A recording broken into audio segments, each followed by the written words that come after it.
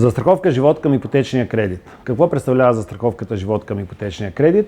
Това е рискова застраховка. Основната й цел е да защити основния кредитополучател при настъпване на неблагоприятно събитие в живота му. Най-често тя покрива само смърт. При някои от банките покрива и загуба на трайна нетрудоспособност над 75%.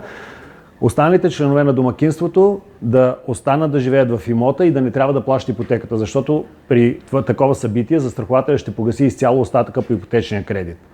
Тази застраховка е задължителна само в една банка в България. Всички други банки, тя е право на вас като избор, но ние кредитните консултанти горещо препоръчваме такава застраховка да се прави, особено ако единият член на семейството носи по-големия доход в домакинството, защото можете да си представите, ако примерно мъжа взима 3000 лева, жената взима 1500 лева и те изтеглят ипотечен кредит с вноска 1000 лева, какво би се случило, ако за съжаление мъжа почине?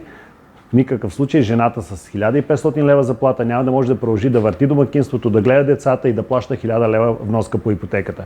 Така че застраховката живот към ипотечния кредит е нещо, което сериозно трябва да обмислите в домакинството, а кредитният консултант ще ви даде още много други важни неща около нея, за да вземете най-правилното решение. Влезте на Credit Center BG, вижте повече допълнителна информация.